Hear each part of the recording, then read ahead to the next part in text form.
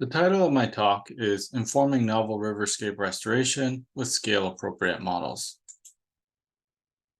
To begin this talk, I want to start with a thought experiment.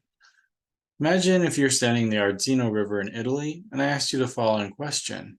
By measuring habitat, is it possible to predict the carrying capacity in a river without sampling fish? If you answered yes to that question, you come from the school of thought that habitat is a physical space. If you come from the perspective of no, then you think habitat is an ecological space. Both views come with different measurements and interpretations. And this introduces the great fish habitat modeling debate, which has been going on for roughly 50 years. Both views have strong opinions on how wrong the other side is. But if we actually step into both of these views and look at the details, we'll start to notice some patterns. If we look at the physical view, they focus on hydraulics. The ecologists focus on hydrology. Then we have fluid flows instead of flow regimes, static systems instead of dynamic systems, and so forth. And the key connecting theme here is actually scale. And this brings me to the basis of my PhD.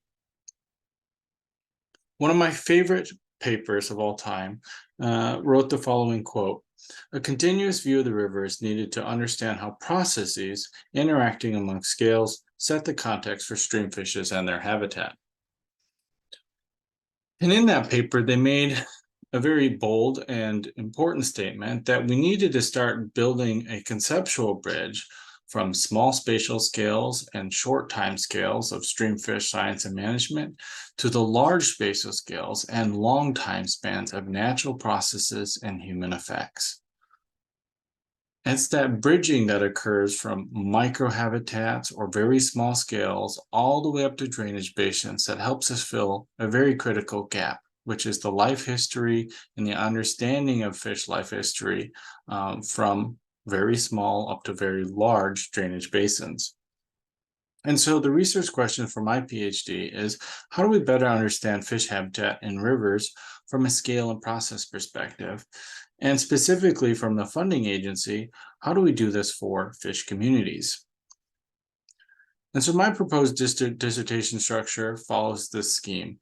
We have a scale and process concept, which is a workshop paper that I wrote with a lot of the RIBES biologists and engineers. And then throughout the rest of the talk, I touch on different models that arose from the scale and process concept, starting from the very small scale up to the very large scale. So the concept: what is the future for fish habitat models in streams and rivers? And we have to keep in the back of your mind that even though we're based in Europe and our work is largely done in Europe, there are a lot of biomes and ecosystems around the world that all have rivers. And so what we have to think of when we're coming up with the concept is that it should be universal across all these continents. And this brings me to a personal example. I grew up very close to the Mississippi River in Minnesota, and this is what it looked like 150 years ago. We step forward in time to the Industrial Revolution. This is what it looked like then. And we step forward to today. This is what it looks like now. And this process of change is not unique to the Mississippi River. This has occurred to rivers all around the world. And the concept I just shared to you and that sequence of change is called novel riverscape theory, transitioning from historical to a completely new and permanently altered system.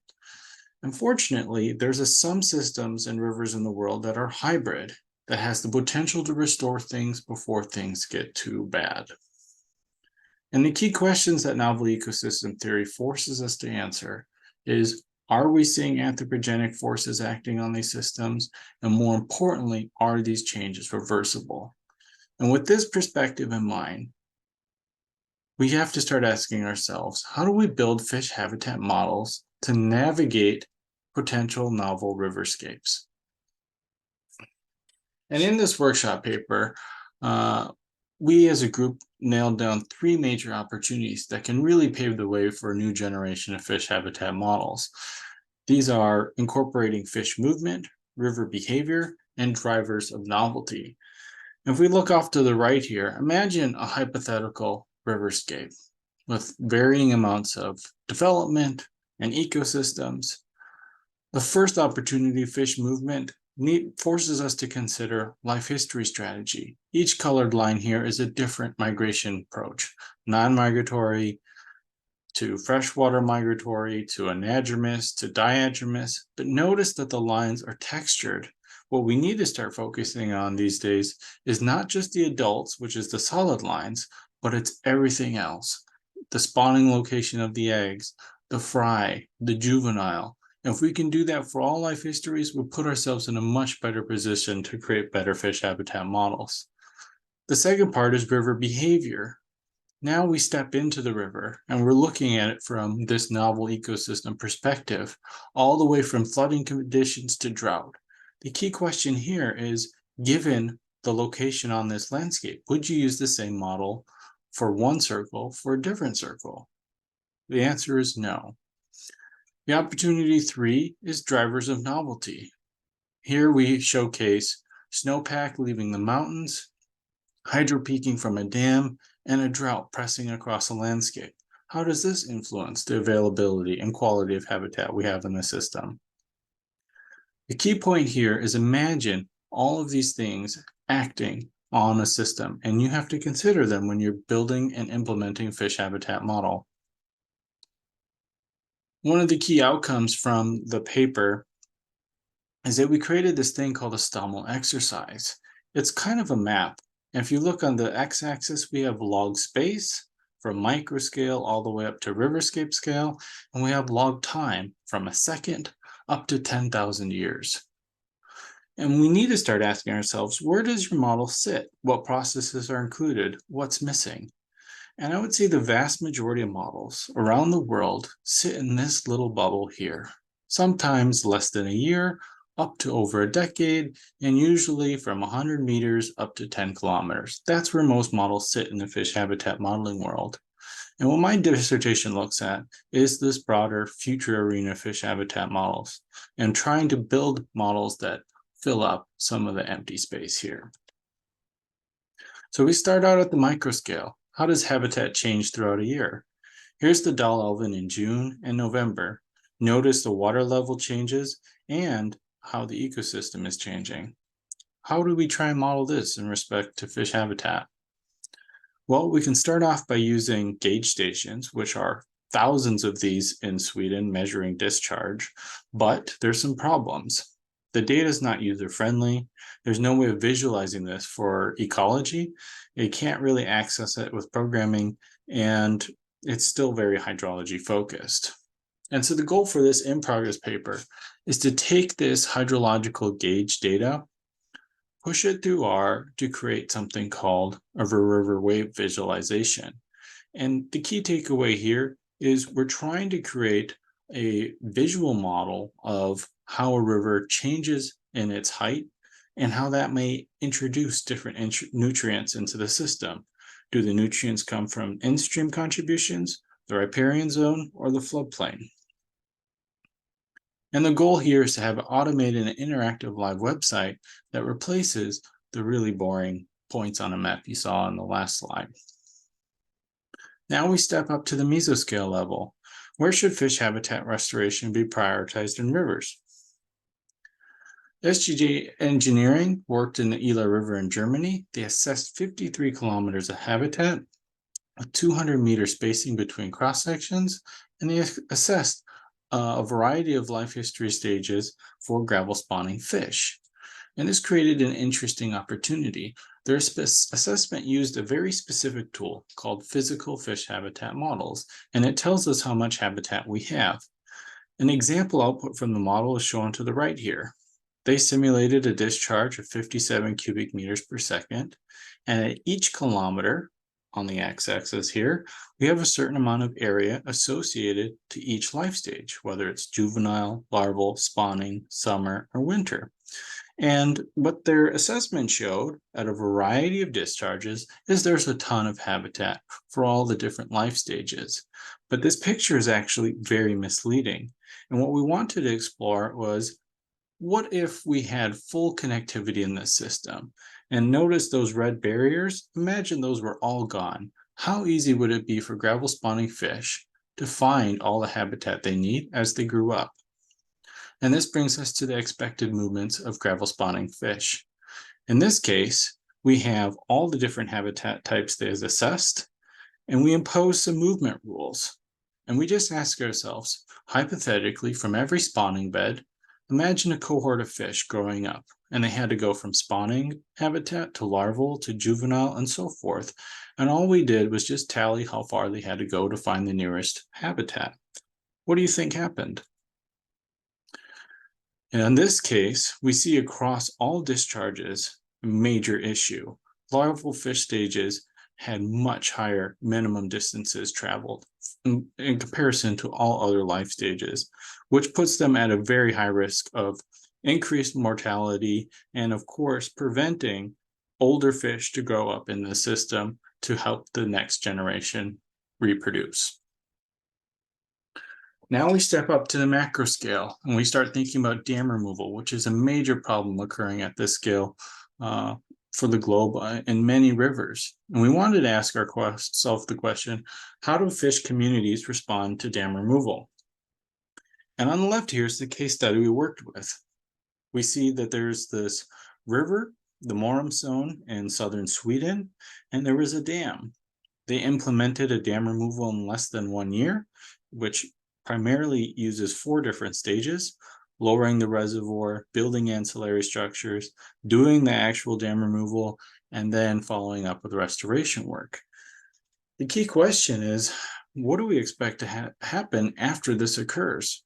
We hope things get better, but that's not a very specific answer. We want to give ourselves a much better perspective of how the fish community will look decades, if not centuries, into the future. So we tried to build a model for this. And if we look into the literature, the problem is it's very complicated. Even from one review from Belmore et al. 2019, they showed that a single dam removal will have a ton of causal influences throughout the ecosystem. And this will have upstream impacts as well as downstream impacts. Long story short, a simpler model is needed. So we tried to create a data-limited model that could accomplish this. And this brings us to size spectrum modeling. And if you're trying to remember what a size spectrum is, go back to your undergraduate ecology class and remember the trophic pyramid, which I show here. This is where size spectrums are born from. If you put biomass on the y-axis, organism weight on the x-axis, the trophic pyramid flips upside down and actually shifts over a little bit.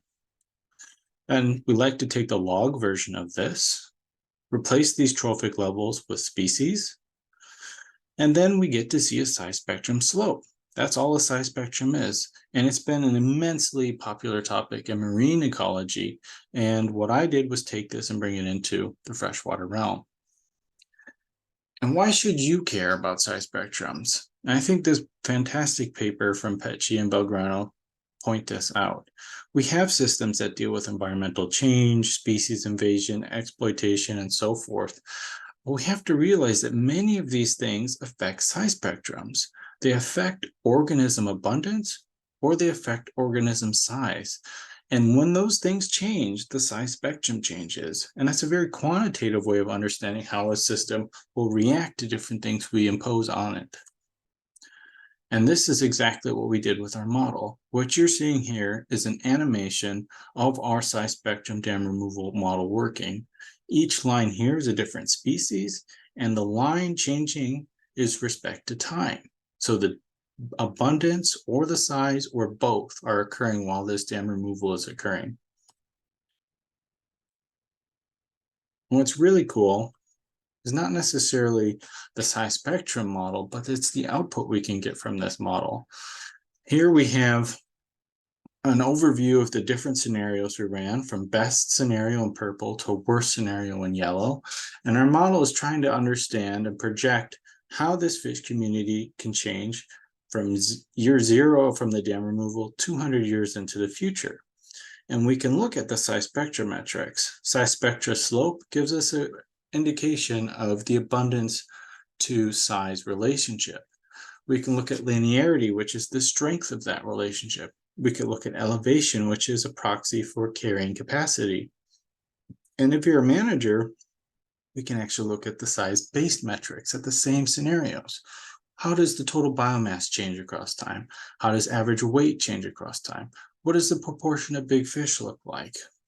And what's really cool is that these lines and scenarios, we can actually step into them and look at the species level insights. And what you see here is the best case scenario, which is the left one, and the worst case scenario, which is the right one, highlighting how the biomass rank of each species changes across time after the dam removal occurred. The left system is highly stable with only one species going down. And on the right, we have a system where it's complete chaos. When we think about dam removal and management, we need to ask ourselves, which system would you like to manage and how can we take steps to get the system that you'd like? Now we step up to the riverscape scale. Does drought create synchronous community dynamics? If you're not familiar with this concept, it's a very important theme in community ecology. Imagine you had 3 species, and if you combine them, you would have an aggregate community. A synchronous community across time looks like this. The abundance goes up and down all together, and that aggregate community shows parallel lines. An asynchronous community does the exact opposite. Fish will, or species in this case, will respond in any which way they see fit. And the key question for synchronous communities is what situations produces them? In our case, we want to look at the Murray-Darling Basin in Australia, where one of the worst droughts in Australia's history occurred. It happened in year 2000 and started to let off in the year 2019. Thankfully, for that time period, we have a cool data set that explores how this drought impacted these fish as the drought recovered. So it'd be really cool to see in this in-progress paper how this community changed. Was it synchronous or not? Did the drought cause it or something else? But I think what's really cool, and I want to share, is how we go about answering this question. I think many times people come from the perspective that if we look at rivers, we look at it as we do as this map. It's lines. But the reality is when you're an ecologist, you work with snapshots. You have years where you go out and sample, and some years you catch no fish, which are the black points, and some years you catch lots of fish, which are the warmer colored points. And the tricky part is how do you combine these spotty collection of snapshots into a good model to predict, in this case, community synchronous dynamics as the drought occurs? So you build a model. And what's really cool is that we're using this cool tool called SDM-TMB. And if you were to do this with a previous tool that's been around for the last 20, 30 years, you'll oftentimes fit a non-spatial model. And you'll have a collection of our sample points, we'll see our residuals, and we'll notice a very big problem. And unless you're a trained ecologist, you won't notice it. You'll see that there's spatial correlation in our residuals, which is a super big no-no. We don't want to see any kind of relationship with our residuals when we're fitting our data. And what SDM-TMB allows us to do is to account for that spatial correlation in our model fitting procedure to give us better predictions. The last paper I want to talk about is beyond riverscape scale. And here we're thinking about how can resilient rivers and all the work we do for fish habitat benefit marine systems that are connected to them. And here we take the perspective of the SDG goals, life below water, number 14, which has 10 targets, all focused on fish. When we think about the first one, about ecosystem health, which concerns these 4 targets, part of our review noticed a major problem with rivers. When we mapped out dispersal of plastic pollution around the world in relation to marine protected areas and major ocean currents, we saw a massive global problem occurring. Working in your river is a global problem. And that's something that we need to keep in mind when we're developing our fish habitat models. We step into the fisheries world and specifically look at hydropower development. We see that across continents, Africa, Asia, South America have major investments across time for hydropower, and it affects these 4 targets on the right. We can start to see trends in where these hydropower plants are going to be built and how much money it takes to invest in them. Long story short, we also notice how this will affect fisheries, both in marine systems as well as the rivers where the dams are built. And the last part we reviewed in this paper was marine policy in relation to rivers. And we reviewed 10 opportunities that we can do with marine ecologists to make better resilient ecosystems. So why are scale and processes so important in practice? We started with the physical view and the ecological view, and I think this is a very tricky point. Both views tell us very little about the magnitude of our problems, and more importantly, they don't tell us how to fix them. And if we start to think about things from a scale and process perspective, it opens more opportunities. Specifically, the scale and process view provides the opposite. It shows you the size of the problem and identifies the problem solvers. If you were to take this case into Sweden, here are all the different government agencies and stakeholders involved when you work at habitat at those specific scales. I've been developing models. If you were to step into any other country, you would have a very similar setup of hierarchical scale and process collaborators. And so there's one thing I want to leave you with is scale is the language all disciplines speak, and processes are their dialects. The foundation for interdisciplinary science starts there. And here's all the disciplines I've had to mingle with to produce my PhD work so far. Thank you. If you have any questions, feel free to send me an email. Have a great lunch.